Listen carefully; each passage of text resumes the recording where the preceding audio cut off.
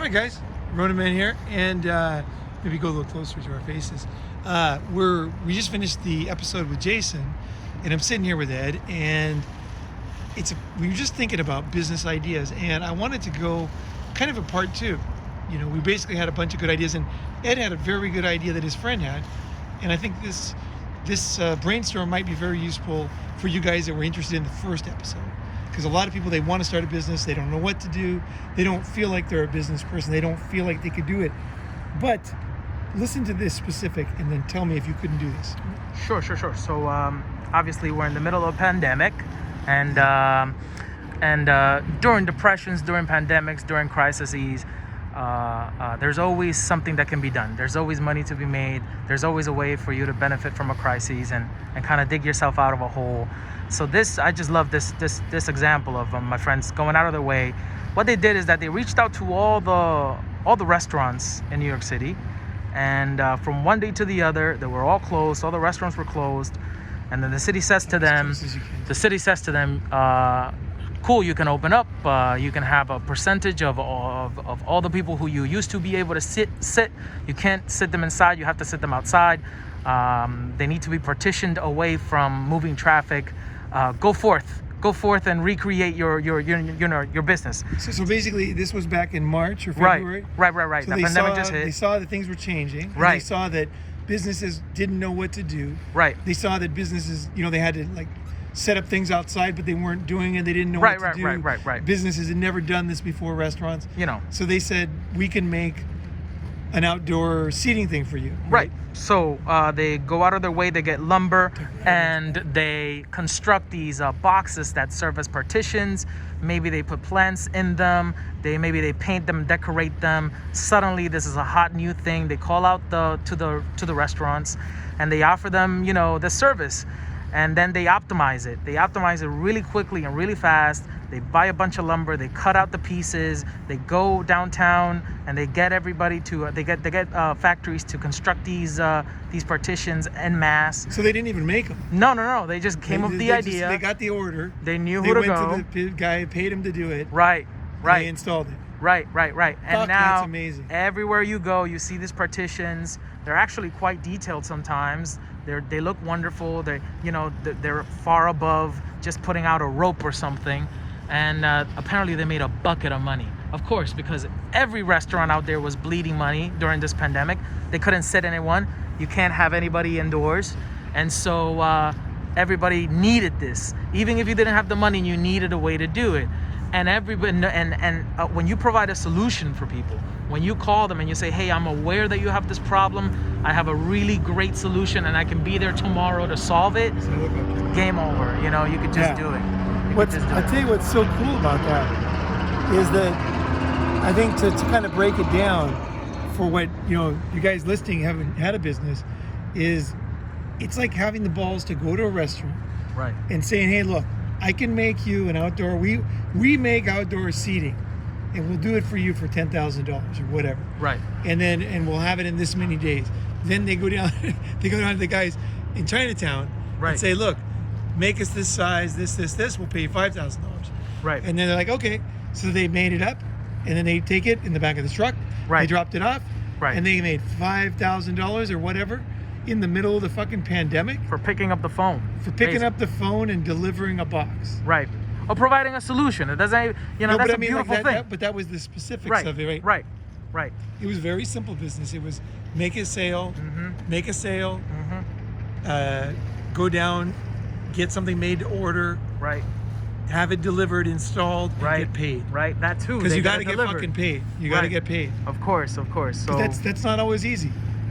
It was a simple, beautiful business idea that took advantage of a time when nobody really knew what to do, and for that they're like buying apartments now because of this, out of this period. It's crazy.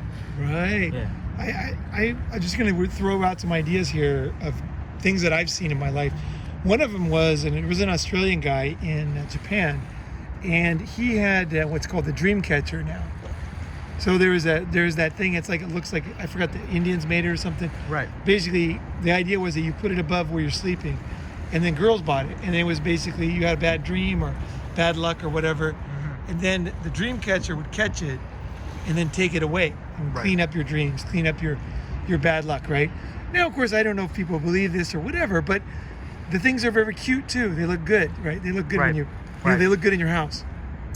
So he created this thing called the dream catcher, and then he started selling them in Japan. This is in the 80s. He left Japan, I heard, with $2 million cash under the table. He left with $2 million in suitcases Wow. and fucking went back to Australia and had a good life. Wow. And it was just like these little trinkets. Right. But what he did was, it was more than trinkets. He created a story Right. that made girls happy. And girls were happy to pay whatever he charged them, like $7 or $10, for this thing that made them feel good. You know, whereas it probably only cost 10 cents in China. But it made them feel good.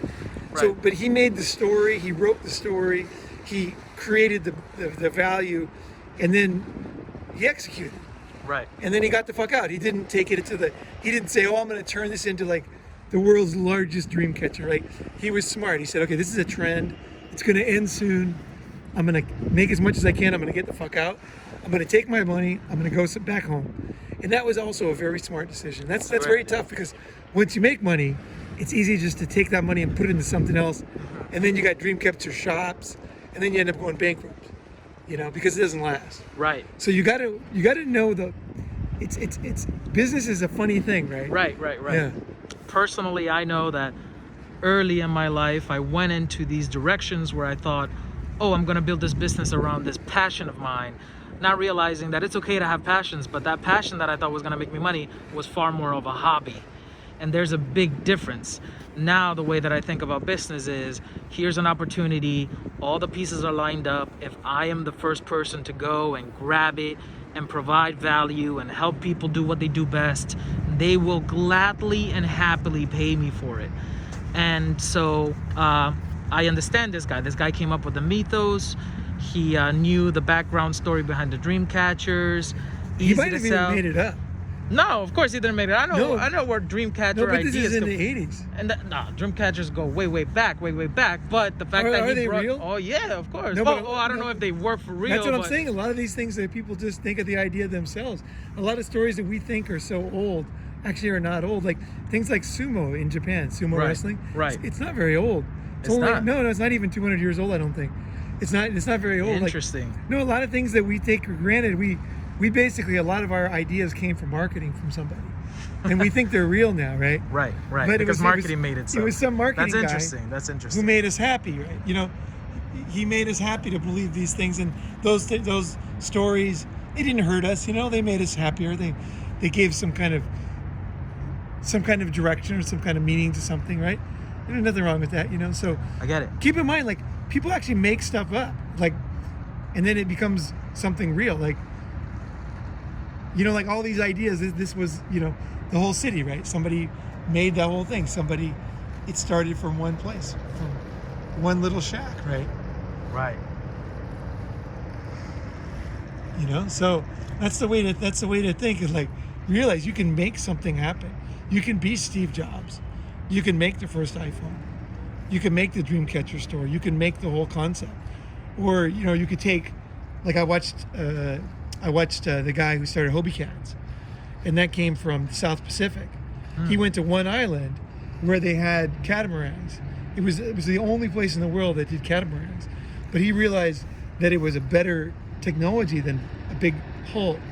And so there was a guy making these catamarans in the city, but he never wanted to take it to a business. Then Hobie came along, and Hobie said, fuck it, he's going to take it global. And it's a little bit of a sad story, because the guy who, you know, originally was making them, he didn't make the money off of them. I see. And the locals who came up with the idea, they didn't make the money. But anyway, that's how business is. That's the thing, is like, you got to be able to fucking make something happen. Don't worry too much. Go make shit happen. You know what I mean? Don't worry too much. Go make shit happen. Yeah, do good things. Put that of on course. your wall. Yeah, like the guy who did the restaurant thing, right? Right. That's a good thing. I mean, he made more people happy. More people can eat out now. Right. You know, more restaurants didn't go bankrupt. You know, and of course he made a profit on it, and it was a simple thing, and they could have done it, but they didn't. Right. They didn't think of it. Right. Right. Right. And we were just talking about America too, because I'm back in America now, and I'm looking for opportunities, and I shouldn't say I'm looking for opportunities, I'm looking for cracks, like where the door has a crack and sun's coming through there. Yeah. I'm like, Opportunity. Right little before. bubbles are coming out. Like, what the fuck is there? Some kind of crack there. Yeah. You know, there's let me peek in. Let me see. Oh wow. Okay. Is nobody aware of this? Am I the only one? I guess I am. You know, That's one of right. those. One of those. There's some kind of opportunity here, right? And they're not as rare. If you really keep your eyes open, they are out there. They're not like once in a lifetime. There are multiple times that you can really definitely go in. Well, that's why come up with an entrepreneurs idea. are entrepreneurs, because they don't just do one business. No. They're not an entrepreneur. They're like an entrepreneurs. Exactly. It's like, you're starting businesses, you're selling businesses. Jason very likely will sell his business at some point. Right. Or totally automate it, or I don't know if he'll do franchise. I studied a bit of franchise law. It's pretty difficult, actually. Franchising is not as easy as people think. Right. I was going to buy a master franchise, so I did a lot of study, and I met a lot of top lawyers for franchising, and pretty good idea of how complicated it is, how difficult it is to sell franchises, how difficult it is to system set up, how difficult it is to maintain growth. You need constant growth in franchise business. You're no longer selling keys or whatever. Now you're selling franchises. Right. It's a totally different Selling business. the brand. You're selling everything.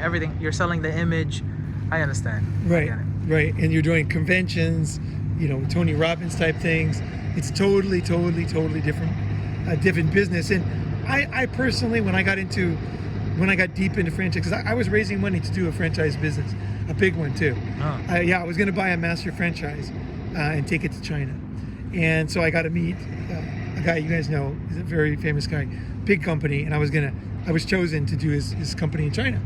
And it was very exciting for me. And so I was raising money. I need to raise $2 million to buy the master franchise. I wrote a 50-page business plan, which you're welcome to read. I'm just talking to you, Ed. Okay, Not all other right. people, because it's considered proprietary, because even though I wrote it, it's for the company, so I'm not allowed to make it public. I understand. But if you could be a contributor, or you could be some kind of an editor. I would be honored. But anyway, what it was is I learned that the franchise business is not my kind of business. Like, I don't like the franchise business because, I'm just not a big fan of it. I like franchises. Don't get me wrong. Yeah. I don't mind getting a hamburger at McDonald's. It's all good.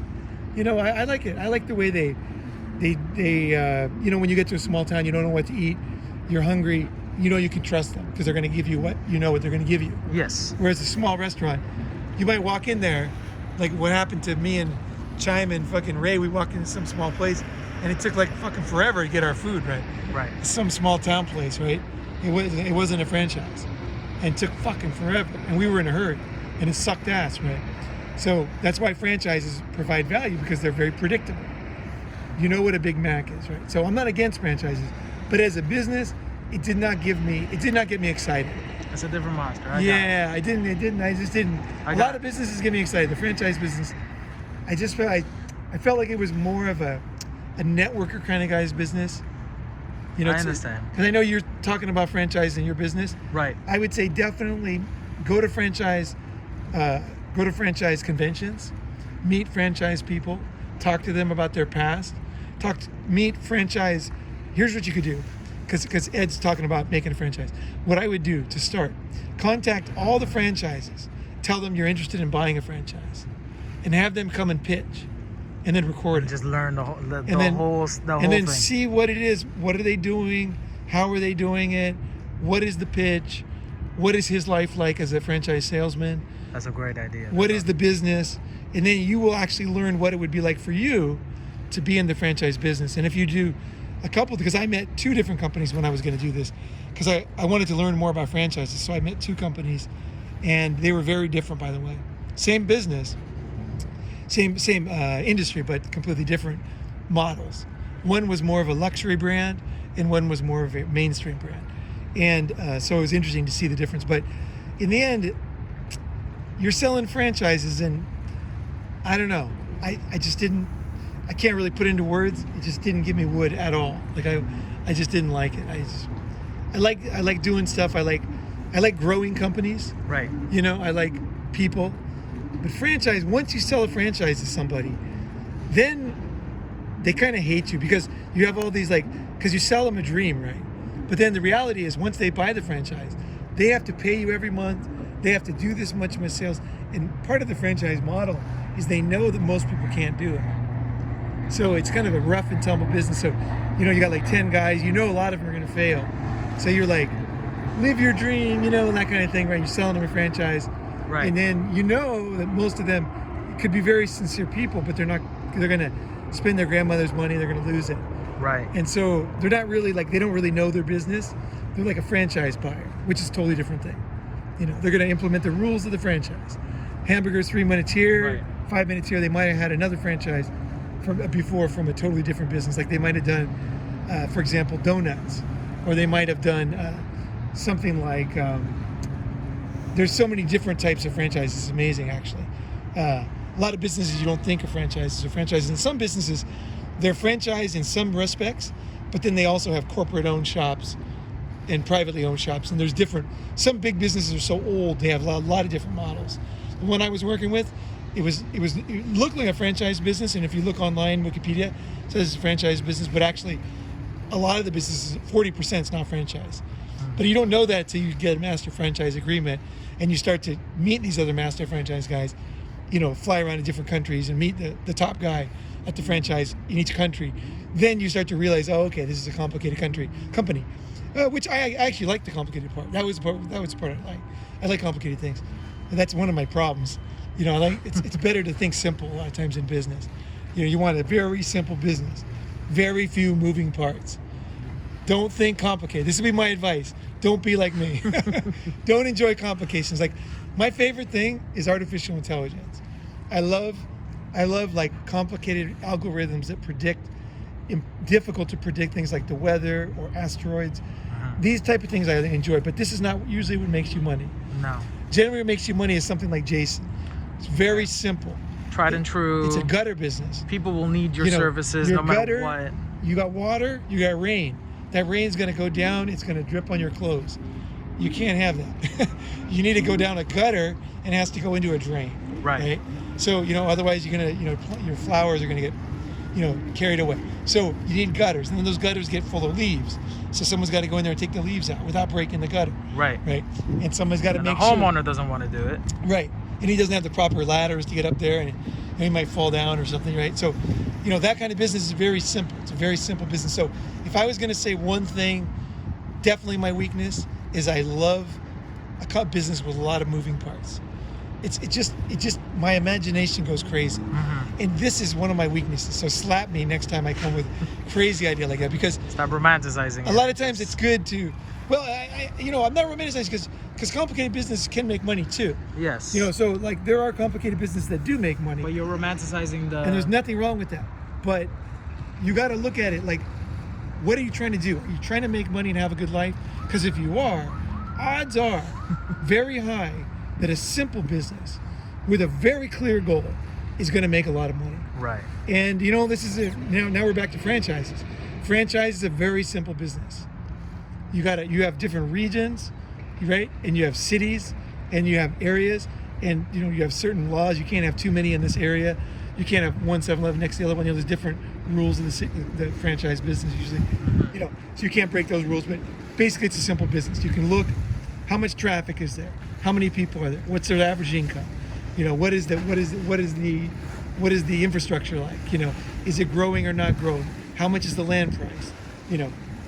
All this stuff, per capita this, blah blah blah, and then you can start to, it's a simple, figure outable business. So maybe this has been a good episode for me because that is one of my weaknesses. You taught it out. It really is one of my weaknesses. You turned it out. It really is one of my weaknesses, because I love to be fair.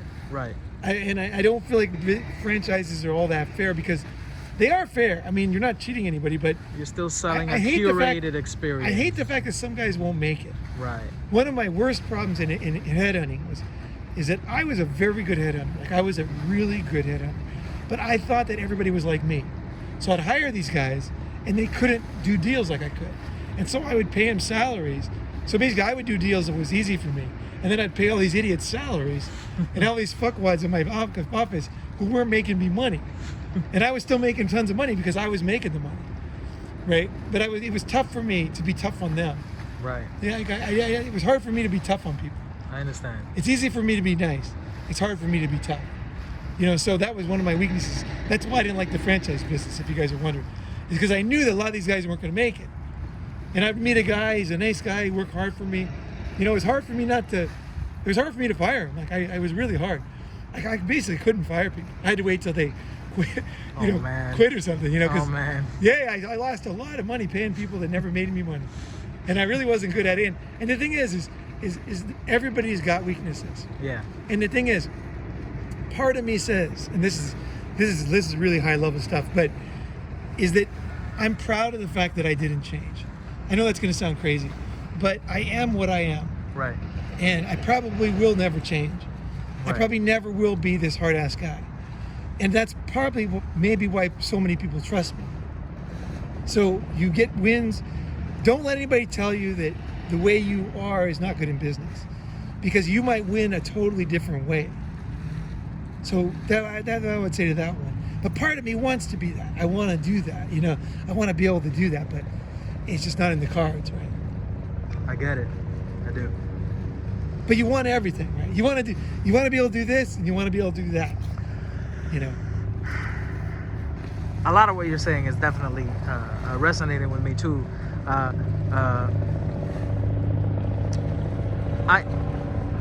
been screwed over. I've been screwed over from clients, and I remember very early on in my life, I actually went up to my brother and asked him, "Do you think I need to be an asshole in order to be successful?" Ooh. These are questions that I ask myself. And I hear what you're saying, that you're glad that you didn't have to go in that direction. Well, but I could have gone in. You could have, but I'm just glad that I didn't. Right. Because I realized years later that there's a benefit in being a business person who's not like that. Right. Because I'm the guy that like everybody can come to and tell their secrets to, and they know I'm not going to steal it. Mm-hmm. So that's very rare. That's partly why I know so much. Mm-hmm. That's why I can talk so many stories on Ronin, because people they're not afraid of telling me something. Like, oh, he's going to take the idea, he's going to tell everybody, or he's going to steal it. Like, I'm not into that. So like, I guess there is benefit in that. But part of me thinks, I'm not tough enough or something. Like, I want to be tougher. and yet, no, but seriously, and yet emotional intelligence and knowing how to meet people at that level is the way of the future. Because yes, being a hard ass and being a titan of industry might have gotten us here, but what you're describing right now is trust, is ethics, in a way that perhaps at one point in time there was no room for that in business, and yet the way of the future is what you're describing, where you don't have to be an asshole, you don't have to screw people over. Some of my favorite entrepreneurs say, I don't need to compete against the tallest building in the city, I just want my own, and so there's many ways up the mountain, is what I'm trying to say. There are many ways up the mountain, and maybe brushing people off and being hard on people was one way to do it. And yet what you're describing, this novel way, I think is the way of the future. I really do. Wow. Dude, this has been a great episode for me, because so many things that I'm just realizing during this episode, because I really got to, part of the thing in business is you have to know who you are. And that's Absolutely. Not very easy. Yeah. You think right? You think, oh, that's simple, right? I'll just tell people who I am. I don't fucking know. Like, I have to dig it out, right? But you're right. I should look for something here and present myself as the way that I am. Yeah. Which a lot of people will look at it and they'll be like, what the fuck? Like, you're not going to succeed. Like, that's one of the problems too, is when you really are yourself. Like, let's say you're making very, very unique music, right? Mm-hmm. Like Kate Bush, right? I love Kate Bush. But her music was, a lot of people could not understand it, or Freddie Mercury or something like that, right? Right. These guys individuals. These guys were, well, they just had their own thing, and then people would listen to it and say, you suck, you're not going to succeed, right? Right. So part of business is I think it's a combination of knowing that they might be right. Hey, don't totally write everybody off. Don't be like, you go girl, like no matter what you do, it's going to succeed. Don't think that way. But at the same time, don't believe people when they say you're going to succeed or when you're going to fail. Right. Because they don't know any more than you do, really. Right. Right. I mean, they might be right. It's good. It is good to listen, but be careful believing too much. Exactly. But at the same time, believe something. I see some of these. I tends to be women, but I see these female entrepreneurs, and they're like, "I'm gonna succeed." I'm like, maybe young guys do this too. I don't know, but I hear people like, "No matter what, I'm gonna succeed." I'm thinking, hey man, I'm old. I've seen a lot of people like you fail, like in my life. I've failed. I mean, I've had a lot of failures too. Yes. And I've seen people who actually totally failed, like they never got up again. And a lot of it is because they knew they were going to succeed. Right. So they were so sure that they borrowed money from everybody. Mm-hmm. They put all their chips on the table. Right. Like for me, I'm never that sure of myself. Right. I'm never that sure. I know that I'm never going to give up in my life. Right. But I'm not that sure of this business. I'm not that sure of this situation. I'm not sure of this time. I'm not sure of this economy. I'm not that sure of, whatever. Right. I understand, and I think it is definitely my generation. We grew up just seeing examples of everybody suddenly having it, not even making it, already had it, and just aspired to that, and how easy it could be. And everybody wanted to be an entrepreneur, and everybody wanted to be a Instagram this or that.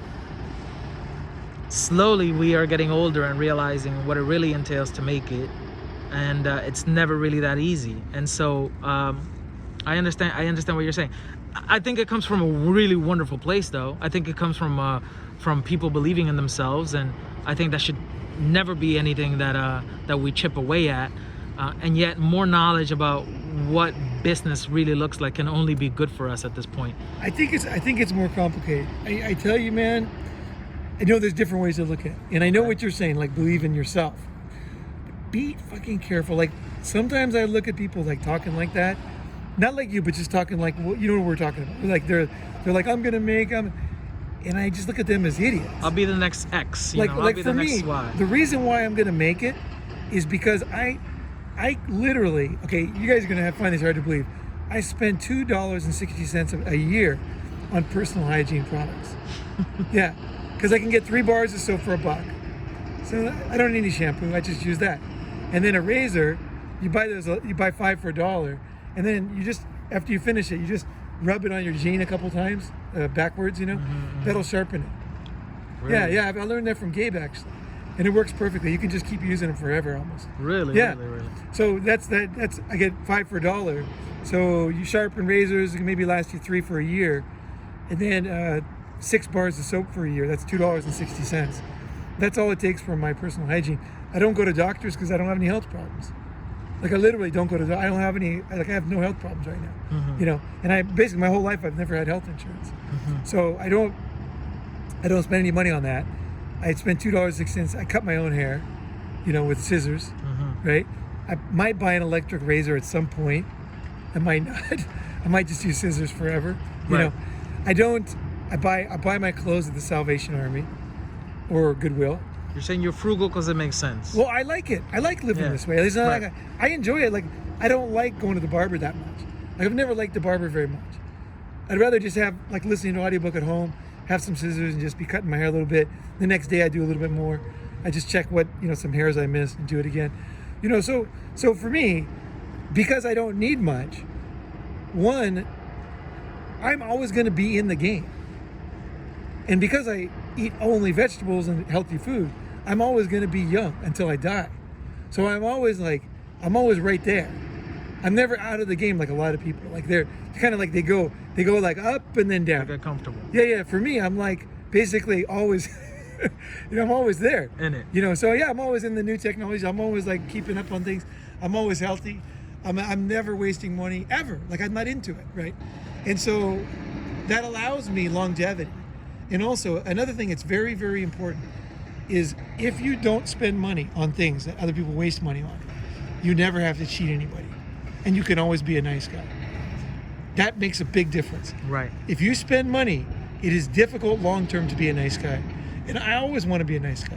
Like even to the girls, I always wanted to be a nice guy. Like I was the nice guy seducer. Like it still worked for me. Like I never had to me, sell my soul and be somebody else. Right. So I think being frugal for me it's very important because it allows me to never have to break who I am. So that's the main reason why I do it. Is I never have to like. It contributes to who you want to be and the lifestyle you want. Well, in an ethical. No, really, just what I said. I never have to break who I am. Like, I can have good times or bad times. It can be pandemic. The currency can go to nothing. It doesn't matter that much to me. Like, I'm gonna be fine. Oh, I see. I don't have to break my rules. I don't have to suddenly screw over friends. I don't have to like not pay for things. I've never gone bankrupt. I've never borrowed money, not paid it back. Right? I have a perfect credit record, right? Because I always pay my money back because I don't like borrowing money. But when I do borrow money, I pay it back, right? If I borrow on a credit card or whatever, you know, or I usually pay the credit back every month. So that's the thing is that seems like people call that being frugal, but that's not being frugal to me. That is a very lifeblood of me being able to be the man that I am. So when I present myself in a new business as a person, people can trust who I am. And they can also trust me long term because they're like, this guy's got legs. He's not just saying this short term. Like, if he's really into it, he's going to do it long term, right? Because he's not going to have to. You know, a lot of people, like, they could be very sincere about something, but they might not, other things might make them not be able to do it, right? Because they got too many bills or they got this or that. And so they go bankrupt and they have to screw you over, right? See, for me, I'm always got the luxury of being able to keep to my values. I get it. Because I never have to get, you know, I never like push to that level where I have to do that stuff. I mean, I'm sure if there was a famine, like if there was no food at all, you know, where people were like literally eating each other like they did in the Cultural Revolution in China in the 60s, you know, at that level, that is the only thing that would make me have to go to the level where I broke what I consider myself. And I know that would happen. If we had a famine, that I would have to do that. Mm-hmm. You know, if we were starving to death, that's what people do. Reality. But besides that, I'm not in that camp. As long as I can eat, and I can eat very fucking cheap, because I can eat garlic. I can eat for months, like garlic, beans, cabbage. What else? You know, just very basic staple things. Very basic, and I can be completely happy too, and healthy. Probably healthier than most people. I can just be totally normal, basically. Right. Eating like $1 or $2 a day. Like I can eat so cheap because that's what I like to eat too. Is the basics, right? So that also, I don't have that. I mean, I can also go out and eat with you guys. We can have pizza or whatever. I can enjoy a steak if that's what everybody's doing. But I don't need it, right? I don't need it, and I don't live that way. So it keeps. This is just me, but I'm not promoting this as a way to be because I don't know if anybody else in the world is actually like me. Actually, but I'm just saying that it's actually the way I am. And I never change. Like, that's exactly the way I am. And people, when they meet me, one of the best things about going on this tour is actually meet people, right? And then they're like, after they get to know me, they're like amazed because they're like, this guy's actually like the way he says, you know. And I'm like, what are you talking about? Like, I couldn't believe anybody wouldn't believe that.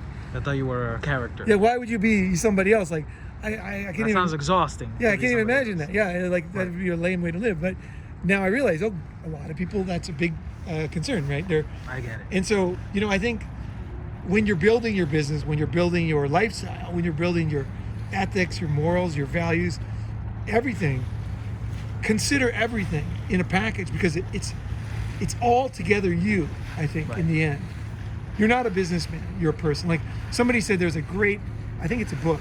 Either way, I read it or I watched it, whatever it was called. There's no such thing. I think it's a book. It was a great book. There's no such thing as business ethics. And the basic idea was there's ethics and there's breaking ethics. And he's like, there is nothing else. Either you're ethical or you're not ethical. And you're ethical in business or you're ethical with your mom, you're ethical with your friends. You know, there's only one ethics, right? Now, I think his idea might be his ethics or everybody else's ethics. That's not my idea. But also, I would say I totally agree with him that you only have one set of ethics, and that is the ethics that you believe in, and they apply to everything in your life. So that's why it's so important when you're talking about a business is don't build your own prison, because if you build a business around a set of ethics that you don't ultimately agree with, then you're going to build a prison for yourself. And it will catch up. It will be a prison in the end for you. Yeah. Because in the end, you'll either have to sell your soul or you're going to have to get out of the business and then it was all wasted. So I recommend taking your time and really thinking about these things. Maybe you're never going to do everything perfect. And I'm not saying like don't take action, like don't wait too long. But these are serious questions that it's real out there. Right. You know, it's going to fucking matter in your life. Like this is not a game. This is serious shit. You have the opportunity to actually build a good life. Don't build a shitty life and then say no one told me. You have a chance to build a real life. You know, like when I started my channel, I'll tell you, I often go back to this, but this is very pertinent. When I started Ronin Man, a lot of people told me that I should do this or do that, be more positive or talk about this. And I said, you guys don't understand. And because these are other YouTubers, right? And I said, I'm going to tell them exactly what I like. Right. But they said, well, if you have a girl on your show, then they're not going to like it. Or if you say this about this or say that about that. I said, look, I don't care in the end. Because in the end, I'm not making a YouTube channel. I'm making me. Right. Right? I understand. And if I break that rule, let's say I get a gazillion followers, right? Like Dan Bilzerian is a perfect example. Right. You know, he's probably going to go to prison now, you know? Right. So he built a life. Illusion broke eventually. He built a life that wasn't real. And also a lot of people, they build a life that it might be real, but it's not really them. And either way, you're going to pay a huge price. And it's not that the price is so high. I'm not like, oh, you're going to pay this huge price. Let me tell you the more important thing is that you're going to look back when you're old and you're going to remember this episode. And you're going to say, why didn't I build the life that I wanted? That's the question. Why didn't I do that? So simple what he was saying. Why didn't I decide who I was and build a life around that? Why did I think business was different? Or was I afraid? You know, the business is different. Like, you got to be different because it's business. It's only business, right? Which came from a mafia guy, by the way. That was not from a fucking good businessman. That was from a guy who beats people up, right, kills people, blackmails people, ruins people's lives. And even he had to sit down and think, well... Even he had doubts about it. Right. Business is business, right? Right. Business is not business for me, you know. I understand. You know, I actually, when people say that, I feel scared because I know they don't even know who they are if they're saying that. If they're willing it's to... only business. It's only business. It's not, though. Yeah, what is it? It'll never be. It's only business. Okay, well, you'll sell you. Yeah, well, let's see where that takes you there. All right, well, this has been pretty good. This has been very heavy, and I think this one is on the... I gotta say, I think this episode for me, I'm not fucking around here, it's on the level of my persona video. This is a serious episode. Very deep, for me, myself. Yeah. I don't know how it's gonna hit you, but I'd love to hear. All right, guys. Thank you very much, Ed. Take it easy, guys.